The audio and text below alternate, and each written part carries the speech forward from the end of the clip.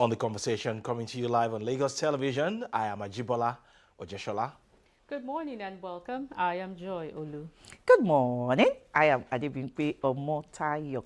Okay, we are yet to discover what is getting so Adebimpe excited this week. It started from Monday, and up until now, she's been able to sustain the momentum. So we got to find out probably by tomorrow, which is Friday. But today is one of those days when I don't feel like doing anything. I don't feel like coming to work. But it is what it is, and the show must always go on. Well, I've been asking you since I saw you this morning, Ajibola, are you okay? What's wrong with you? Is it because Argentina won the match again yesterday? And it has proven that Messi is the GOAT? We are here to take the news point, please, not football. Whether Messi or GOAT, I don't care. As long as I'm still alive, I'll continue to root for Ronaldo any day, anytime. That's my own GOAT. That's the greatest player. Yeah. Even JP. And for GOAT, even in defeat, yeah. It's classy, it's outstanding, it's exceptional. Why are you reading out the attributes of Messi?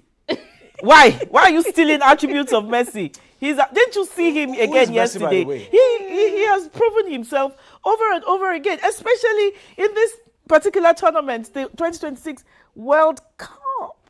Can we say something else? Darling, please. Can we say something else? Sunday is almost here, don't worry.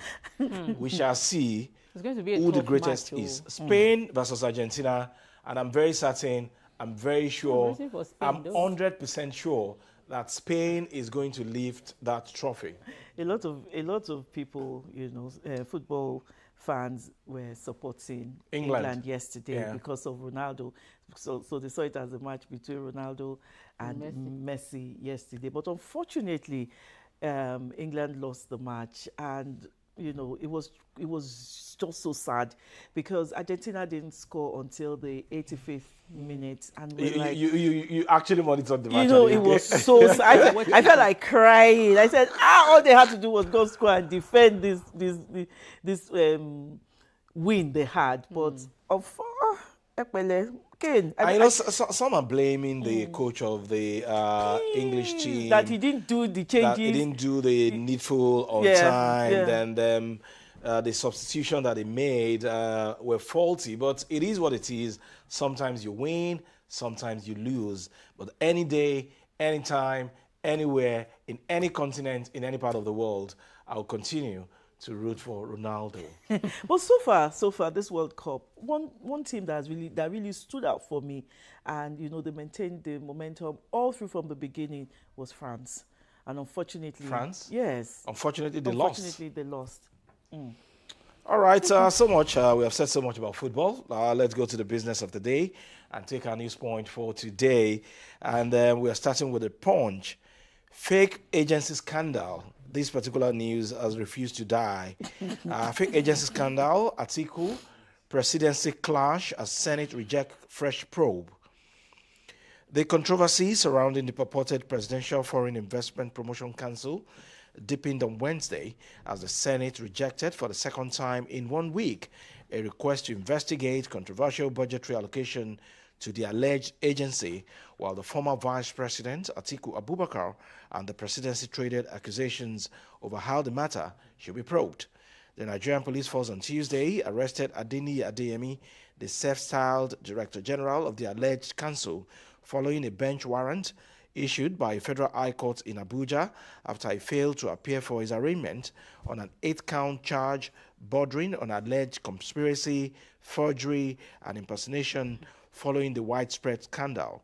Adeyemi is embroiled in a dispute with the Chief of Staff to the President, Femi Gbajabiamila, after alleging that the presidential aide demanded a 400 million naira bribe and sought 48% of the agency's proposed 27.4 billion takeoff grant. President Bola Tinubu subsequently directed the Independent Corrupt Practices and Other Related Offences Commission, ICPC, to investigate the circumstances surrounding the purported agency and the controversial budgetary allocation, with the anti-graft agency expected to submit its findings within 30 days.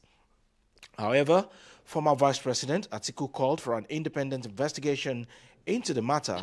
He also raised fresh questions over an alleged 6.4 billion budgetary allocation for Nigeria's 2026 World Cup qualifying campaign after the country had already been eliminated from the race.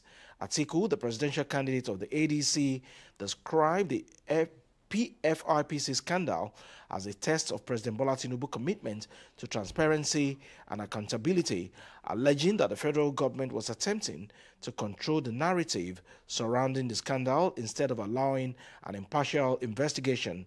In a statement signed by Senior Special Assistant on Public Communication, Frank Shuaibu, the former VP argued that the controversy extended far beyond the alleged activities of the self-acclaimed DG of PFIPC, Adeni Adeyemi. According to Atiku, the more fundamental questions are how an organization now reportedly described by the presidency as non-existence gained access to the highest level of government, allegedly secured office accommodation within the Federal Secretariat, recruited hundreds of personnel, obtained diplomatic recognition, and was reportedly allocated public funds. So there you have it, the saga of PFIPC still trending. We all know that Adeni Adeyemi Matthew was arrested in Oshogbo, Osun State capital, on Tuesday, but then this particular news item, this particular news saga has refused to die. And, you know, people are raising questions as to how careless we are to have allowed such fake agency, fake DG to have gone on for a while. And the questions still remain, even if this agency is fake, even if Matthew is fake, even if the account opened with the CBN, even if it is fake, how come the Senate of the Federal Republic of Nigeria, the House of Reps, were not able to detect this particular agency as being fake? And at the end of the day, it had budgetary allocation rather in the 2026 budget of the country. With all the questions, the scrutiny of the Senate Committee on Budget, on Public Finance and everything, yet this man was able to escape. It's too much for you to swallow. There was this write-up I read. It was titled "The Documented Scams of Adeni Adeyemi Matthew." All of them, you know, in order. They said he had started this scam, you know, thing since 2016. That most of them were never reported. That the latest before this one was in Osun, was with the Osun State government. That it was a special advisor. He was a special advisor and all of that, but he was never reported. The issue too was never reported. So one thing I know about this man, that he wasn't, whatever he does, that he, you know, and he finds himself in government, it doesn't work alone.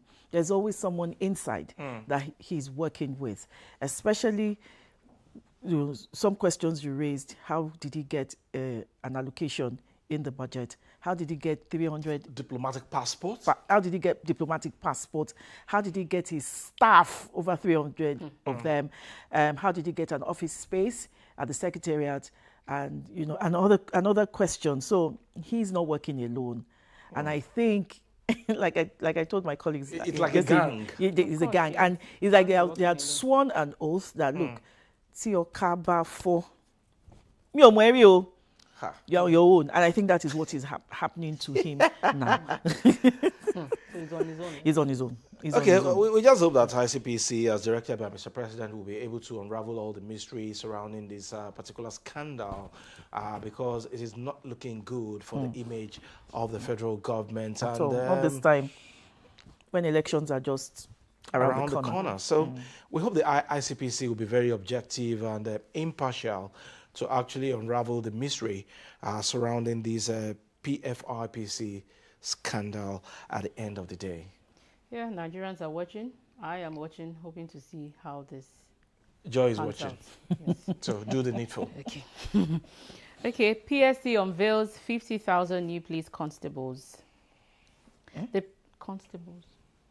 The Police Service Commission, PSC, on Wednesday released the names of 50,000 successful applicants recruited into the Nigerian police force as police constables, marking the conclusion of one of the country's largest police recruitment exercises. The Commission said the exercise was conducted through a transparent, inclusive and merit-based process in collaboration with key stakeholders, including the Nigerian Police Force, the Federal Character Commission, the Ministry of Police Affairs, States Career and Counseling Departments, and the Police Community Relations Committee, that's the PCRC.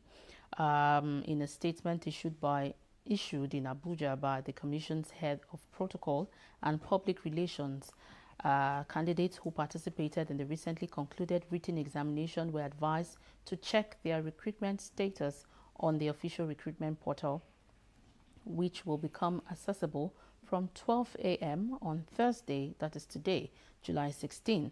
According to the PSC, successful applicants will also receive notifications via the email addresses and telephone numbers they provided during the application process. The Commission directed successful candidates to report to their designated police training institutions on date to be communicated later for documentation and medical examination. He warned that candidates who fail to report within the stipulated period will be deemed to have rejected the offer, while those who do not pass the mandatory medical examination conducted by the police medical team would be disqualified from the training program.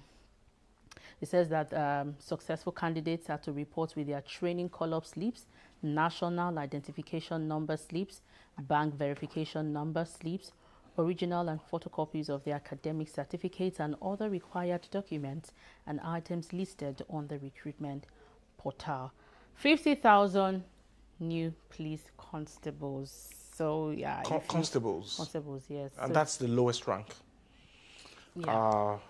In the Nigerian police, in the Nigerian police service. Yeah. It's no longer a force.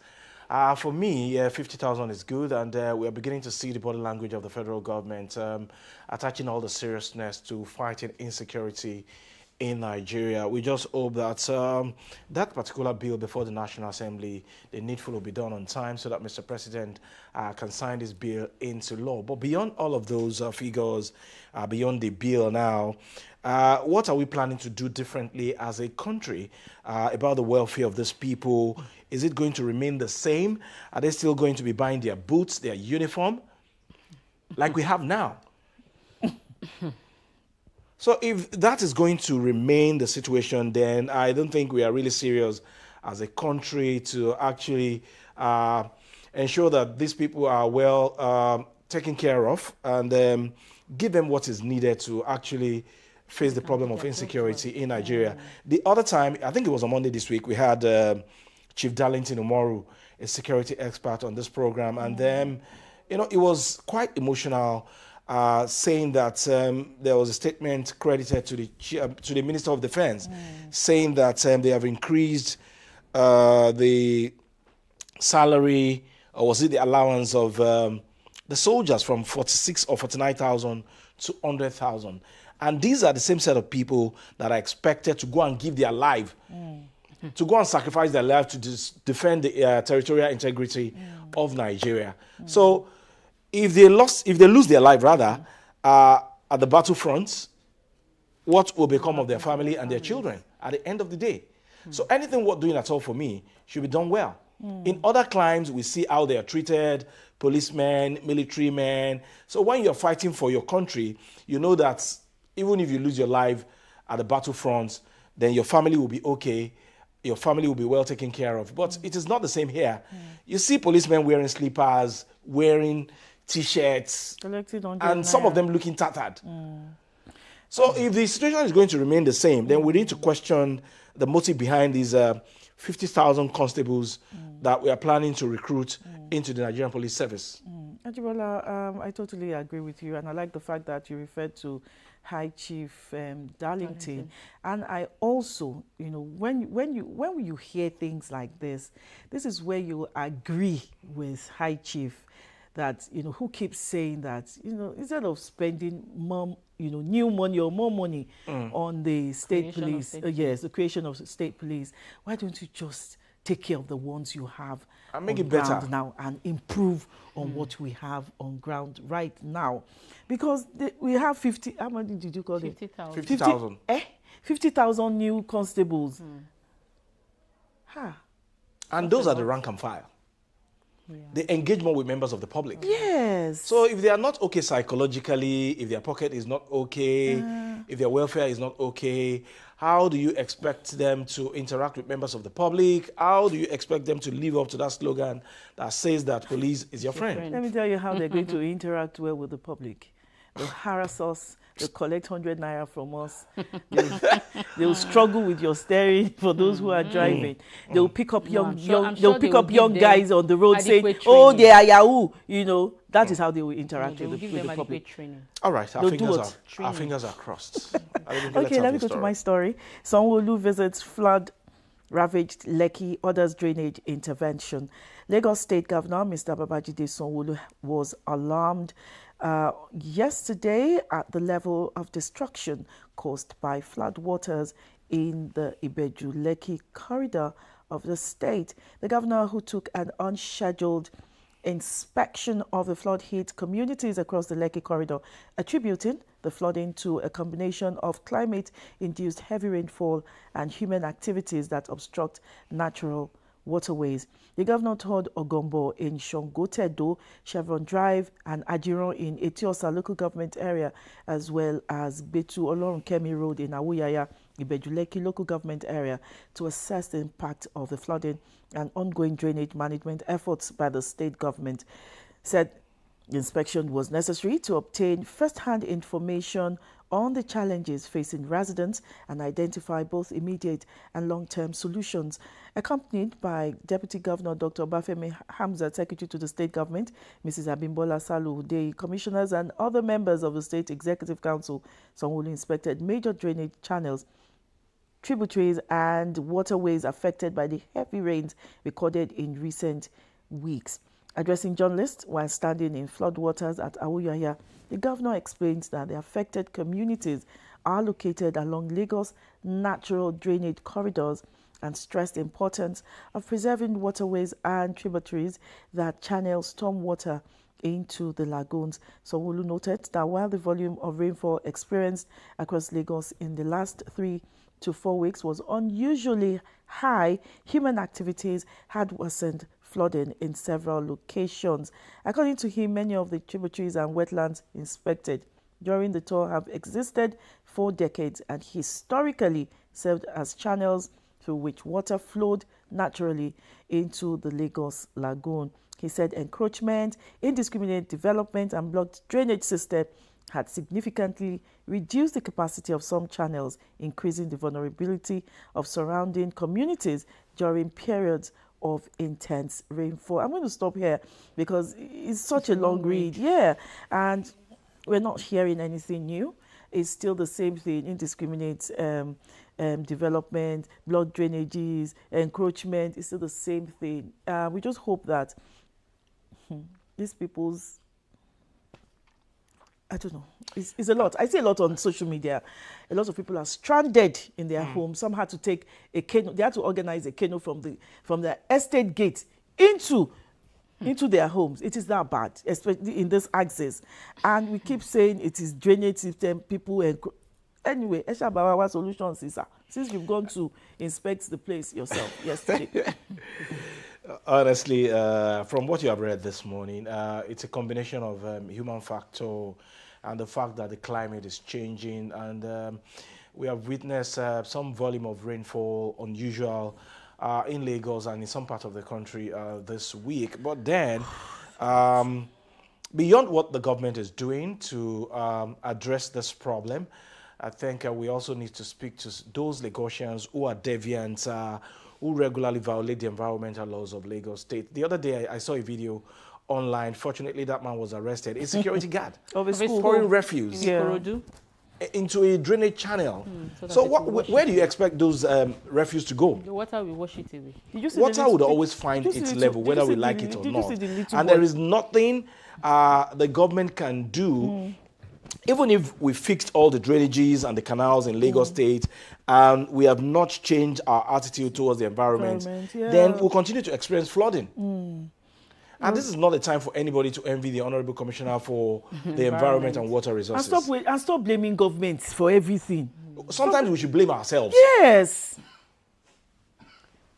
We are the government.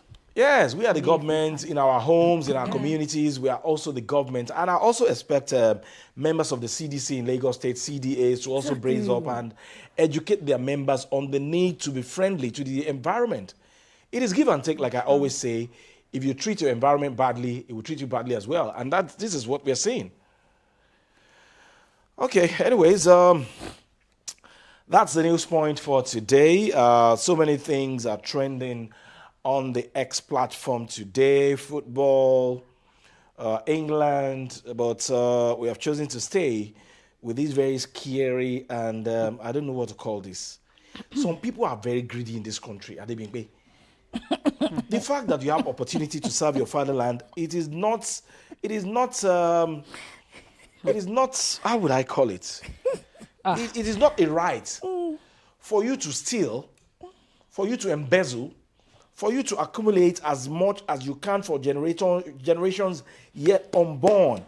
EFCC yesterday secured final forfeiture of over 400 properties belonging to the former Minister of Justice under the administration of President Muhammadu Buhari, Malami, who is planning to govern Kebbi State if elected in 2027. And when you look at the volume of these properties, Adebimpe, you will shout. I was reading it and I was. Are we sure we are not planning to suck this country dry? Some people are greedy. Ajibola, because you called my name more than once with this matter. When I was reading the news yesterday, I saw this story. Now they are forfeiting 48 properties. Choice ones. 48. I beg, how many bedrooms can you sleep in? You can only sleep in one. One bed. When I was thinking, one chair. Does he even know all these 48 properties? And this is not all he has. He has more. I think they wanted to forfeit. They wanted him to forfeit 57 out of how many did Adibola read just now? Over 400 properties that he has. And everything a million, billion, radio station, universities, choice properties, shopping complex. I beg, no, I can't do this. It's too much. It's too much. One person, and he still wants to contest as governor. It will remain. To get what again? I don't know. With all that you have. At least we have the White Lion in Kogi State who is also contesting to go to the Senate. So, that's right, Sha. Yeah. It's an animal farm. Yeah. Some animals are more equal than the other. And time it was in this country when a particular party chairman said that once you cross to their side, then go and sin no more. You have been forgiven. But we hope that the EFCC will do the needful at the end of the day so that these will serve as example for those who are still in office and are stealing as well. But that of the White Lion, we don't know how it's going to end. He's now a senatorial candidate of the APC. So we'll see how the EFCC has fraud case with EFCC, ICPC. I don't know this country. It's still an allegation against the White Lion. Allegedly. Let me say it twice before they come and arrest him. So until it is proven otherwise in the court of law, then we cannot say that the White Lion is guilty. But man, this Malami man, a former minister in Nigeria, this is too much for me. Sometimes this is greed. Some people say it's because greed personified. It's because we don't have money. By the time we have money, maybe we too might. May I not have this kind of properties? I don't want. So that's it. Malami's trending because of the forfeiture of his properties by the EFCC, and he's still going to have his days in courts, hopefully, and we hope the needful will be done at the end of the day. He's also a senior advocate of Nigeria. Imagine. It is well, Niger. All right, we'll take a very short break at this moment, and I love what we are talking about this morning: perception, image, public relations. Some of these people that are serving us as ministers, as governors, are they conscious of their image? Are they conscious of the perception of members of the public about them and their political parties? We'll find out after this break.